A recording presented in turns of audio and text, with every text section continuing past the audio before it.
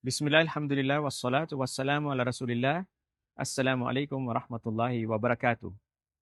Meron akong ikukwento sa inyo. Hindi magandang kwento at hindi ko na din sasabihin kung saan lugar dito sa Pilipinas nangyari.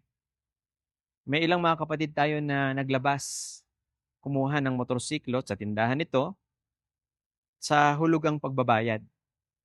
Pagkatapos makuha, inuwi niya sa kanyang probinsya. At alam niyo ba kung anong ginawa? Hindi na tinuloy ang pagbabayad. La hawla wala quwwata illa billah. Ginawa din ng ilan pang mga kapatid natin hanggang sa ano nangyari? Doon sa lugar na yon na may mga tindahan ng motorsiklo, binan na nila ang mga Muslim pagkukuha sila ng motorsiklo. Bawal na kayo mga Muslim. Hindi na namin kayo pagbibigyan. Subhanallah. Tignan mo yung ginawa mo kapatid. Number 1, yan ay haram. Bawal po yan kapatid. Parang ninakaw mo na ang bagay na yan. Pangalawa, hindi yan mahusay na pag-uugali. Wala sa Islam ang ginawa mong iyan. Anong sinabi ng propeta sallallahu alaihi wasallam? Wa khaliqin nas bi khuluqin hasan. At magpakita ka ng mahusay na pag-ugali sa tao. Nang tanungin ng mga kapatid natin gumawa nito, bakit nila ginawa yan? Aba, ang katwiran ba naman? Hindi naman sila mga Muslim, subhanallah. Muslim man o hindi, kinakailangan magpakita ka ng mahusay na pag-uugali. Nadinig mo, sinabi ng propeta sallallahu alaihi wasallam, magpakita ka ng mahusay na pag-uugali sa tao.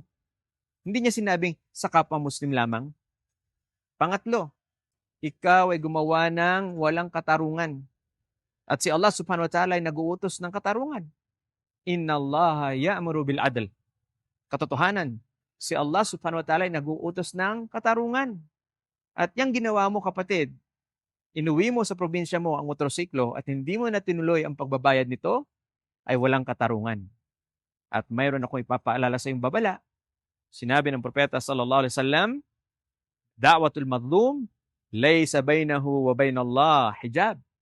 Ang dua, ang panalangin ng inapi, Muslim man o hindi Muslim, ay walang harang sa pagitan ni Allah at ng taong inapi.